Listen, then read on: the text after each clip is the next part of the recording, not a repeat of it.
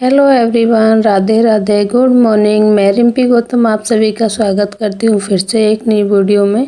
कैसे हो आप सब?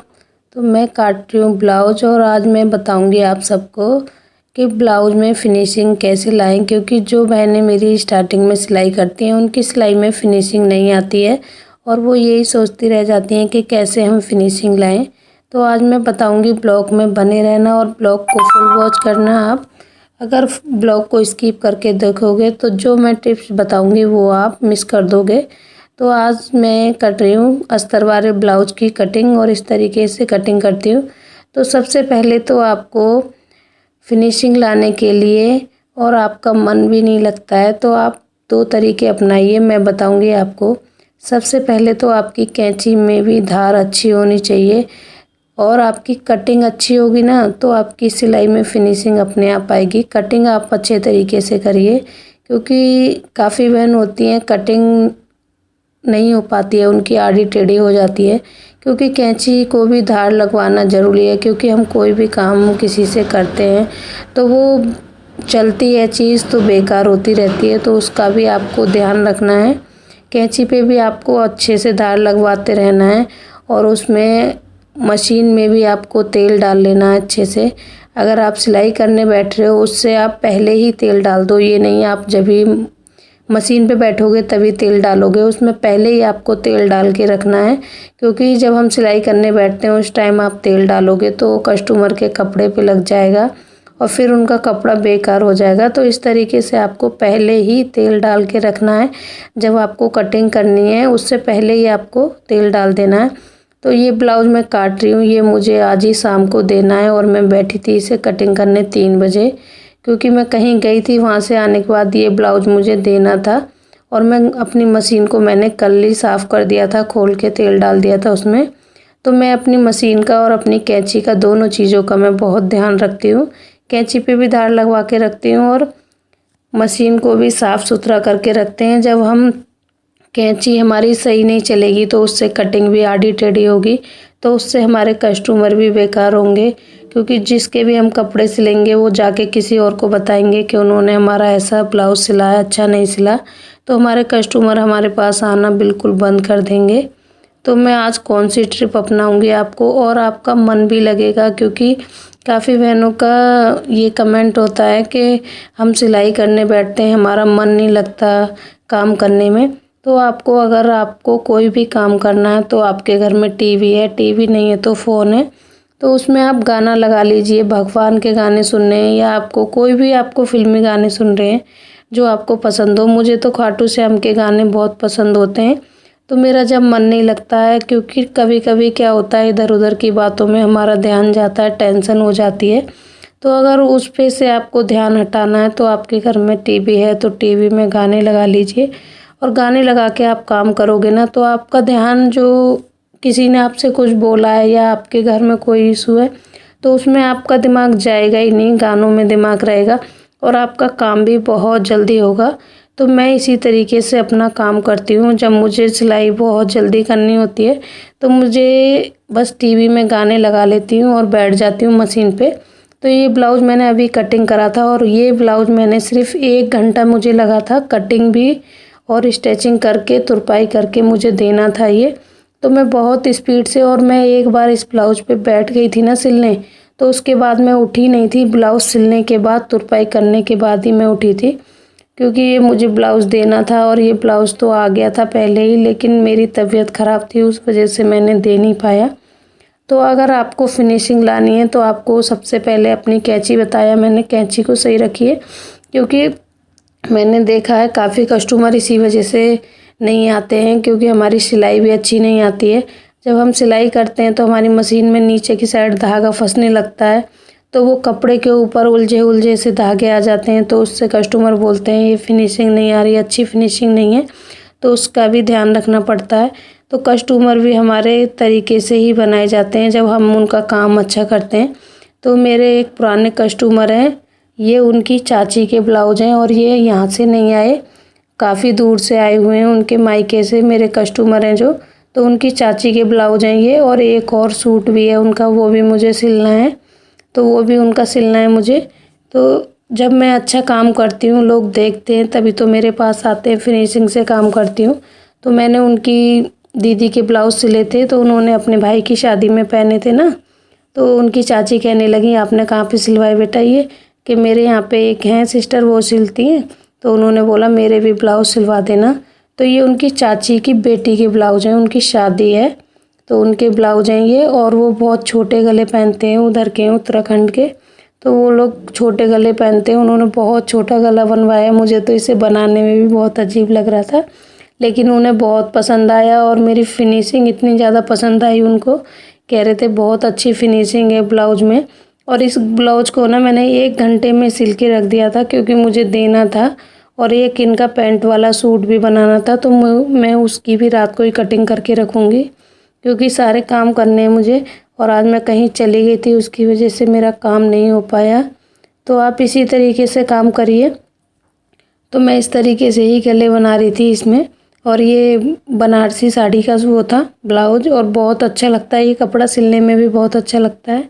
तो मेरी मशीन एकदम ठीक ठाक चल रही है, क्योंकि मैंने अच्छे से पहले ही साफ़ कर देती हूँ अपनी मशीन को, तेल वेल डाल के तैयार कर देती हूँ। तो मैं इस तरीके से ही काम करती हूँ अपना, और आप इसी तरीके को अपनाइए दोनों को। आपकी कैंची अच्छी होनी चाहिए जिससे आप कटिंग करते हो, उससे अगर सीधी कटिंग होगी, आड़ी टेढ़ी नहीं होगी, तो आपकी सिलाई में भी फिनिशिंग आएगी। और सिलाई में फिनिशिंग लाने के लिए आपको अपनी मशीन को भी सही रखना है, और फिनिशिंग से काम करोगे तो आपके पास कस्टमर आएंगे। तो मेरे पास देखिए कितनी दूर दूर से कपड़े आते हैं। और ये दीदी हैं, इनकी एक बहन है छोटी, तो उन्होंने मुझे उत्तराखंड से नाप दिया था, वो उत्तराखंड में रहती हैं, तो उन्होंने उत्तराखंड से मुझे नाप दिया था फ़ोन पे। उन्होंने टेलर के पास जाके नाप दिलवाया कि मेरा ये सूट सिल देना। तो मैंने उनका सूट सिला था, तो उनको इतना ज़्यादा पसंद आया। फिर दोबारा उनकी भाई की शादी थी, फिर उन्होंने एक सूट सिलवाया, तो वहीं से नाप देती हैं वो, और एकदम परफेक्ट बैठता है। तो मैं फिनिशिंग से काम करती हूँ, तभी इतनी दूर दूर से कस्टमर आते हैं मेरे पास। तो आपको कोई भी काम करना है फिनिशिंग से करिए, जो आपके पास एक कस्टमर आए और वो 4 कस्टमर और लेके आए, तो आप उस तरीके से काम करिए। तो मैं इस तरीके से ही सभी का काम करती हूँ, इसीलिए मेरे पास कस्टमर कभी कम नहीं होते।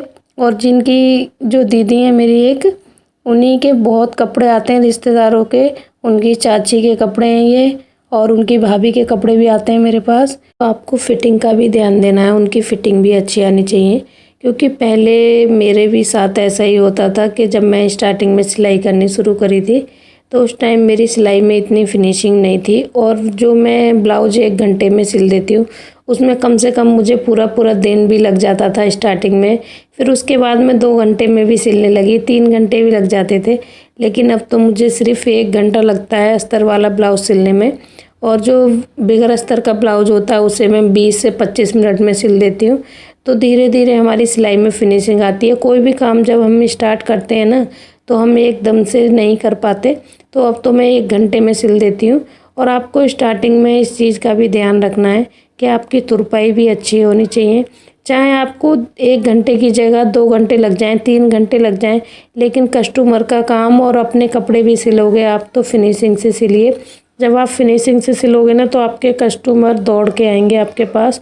तो पहले तो शुरुआत में सभी को टाइम लगता है, मुझे भी टाइम लगता था बहुत ज़्यादा। और आप ब्लाउज को सिलने के बाद तुरपाई करोगे, तुरपाई भी फिनिशिंग से करनी है आपको। छोटा छोटा नीचे से धागा लेना है। काफ़ी होते हैं जल्दीबाजी में बहुत जल्दी तुरपाई कर देते हैं और फिनिशिंग भी नहीं देखते हैं।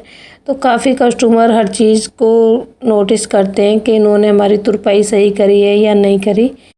और एक चीज़ बता दूं मैं आपको, जब हम शुरू में सिलाई करते हैं तो हमारी सिलाई भी सीधी नहीं आती है। जैसे मैं ब्लाउज की फ़िटिंग लगा रही हूँ, तो आपको इसका भी ध्यान रखना है, क्योंकि जब तिरछी सिलाई आएगी तो बगल में आपके एकदम लटके से हो जाते हैं, तो वो फिनिशिंग नहीं दिखाई देती, तो कस्टमर को वो भी बहुत गंदा लगता है। तो अगर आप स्टार्ट कर रहे हो सिलाई करनी, तो सबसे पहले आपके पास कतरन होंगी, तो लंबी लंबी कतरन लेके आप नाड़े बनाइए, जिससे आपकी सिलाई में फिनिशिंग आए और सीधी सिलाई आ पाए। क्योंकि स्टार्टिंग में सीधी सिलाई बहुत कम आती है, बहुत टाइम लग जाता है। और आपको जब कस्टमर के कपड़े सिलने लग जाते हो आप, तो उसको है ना आप प्रेस ज़रूर करिए, क्योंकि प्रेस करने से क्या होता है ना, जो हमारे कहीं पे भी झोल होती है तो प्रेस से वो दब जाती है। तो आपको प्रेस भी करके देनी है कस्टमर के कपड़ों पे। तुरपाई करने के बाद आपको प्रेस ज़रूर करनी है, क्योंकि उससे अच्छी फिनिशिंग दिखाई देने लगती है। तो इन चीज़ों का भी आपको ध्यान रखना है, क्योंकि इस कारण से भी कस्टमर हमारे नहीं आते हैं, क्योंकि जब सिलाई हमारी सीधी नहीं आएगी और जैसे बाजू है आपने लूज सिलाई लगा दी या आड़ी टेढ़ी सिलाई लग गई, तो उस पे भी क्या होता है ना, फिनिशिंग बिल्कुल नहीं देगी। और देखो मेरी सिलाई में कितनी फिनिशिंग है, बिल्कुल सीधी सिलाई आ रही है, ये नहीं कहीं से भी ढीला टाइट हो जाए या लटक जाए। तो इस तरीके से आपको सिलाई लगाने में भी ध्यान रखना है। तो इन चीज़ों का आपको छोटी छोटी चीज़ें हैं ना, आपके कस्टमर भी ख़राब कर देती हैं। तो इसी वजह से, और आप जब कटिंग करने बैठोगे तो आपको अपना फ़र्ज़ है, जैसे होम बुटीक होता है तो बच्चे भी रहते हैं घर में, तो उस तरीके से आपको पहले अपने फर्श पे झाड़ू लगानी है, अच्छे से साफ़ करना है, फिर कस्टमर के कपड़े काटने हैं। क्योंकि उससे भी अगर कस्टमर के कपड़े आप काट रहे हो या आपके बच्चे ने खाना खाया है, कुछ भी है, होम बुटीक होता है तो थोड़ा बहुत कुछ गिर ही जाता है गंदगी, तो आपको होम बुटीक में उसका भी ध्यान रखना है। पहले अपने फ़र्श को साफ़ करना है और फिर आपको कटिंग करनी है। अगर आप ऐसे ही कटिंग करने बैठ जाओगे तो कुछ भी लग सकता है आपके कस्टमर के कपड़ों पे, तो निशान लग जाएगा। तो बहुत होते हैं, हल्के कलर के कपड़े होते हैं तो उस पे निशान लग जाता है सब्जी का या किसी भी चीज़ का, तो कस्टमर गुस्सा होते हैं और उससे वो आपके पास दोबारा तो बिल्कुल भी नहीं आएंगे, कहेंगे इन्होंने हमारा ब्लाउज़ ख़राब कर दिया। तो आपको इन चीज़ों का भी बहुत ध्यान रखना है। तो देखो ब्लाउज़ मेरा सिल के हो गया था तैयार और मैं बैठ गई थी तुरपाई करने। मैं उठी ही नहीं मशीन से, सबसे पहले मैंने धागा लिया और मैं वहीं के वहीं बैठ गई तुरपाई करने, क्योंकि मुझे लग रहा था बच्चे ट्यूशन से आ जाएंगे, क्योंकि बच्चे 4 बजे चले गए थे ट्यूशन, तो बच्चे थोड़ी बहुत देर में आने ही वाले थे। तो मैं बैठ गई थी साथ के साथ तुरपाई करने, और मैं तुरपाई कर दूँगी तभी उठूँगी मशीन पे से, क्योंकि मुझे ये देना है, वो आने वाले थे कुछ देर में। तो मैं इस तरीके से ही अपने कस्टमरों का काम करती हूँ। अगर यह ब्लॉग आपको मेरा पसंद आया और ये तरीका मेरे आपको पसंद आए तो प्लीज़ ब्लॉग को फुल वॉच कीजिएगा, और आपको मेरे ब्लॉग कैसे लगते हैं ये भी बताइएगा। आपको अगर अच्छे भी नहीं लगते, कोई कमी भी लगती है मेरे ब्लॉग में, तो आप कमेंट करके ज़रूर बताना, जो मैं उस कमी को सुधार पाऊँ, अगर कोई कमी लगती है तो आपको। तो दोस्तों मिलते हैं नेक्स्ट ब्लॉग में। Bye bye, good night, take care.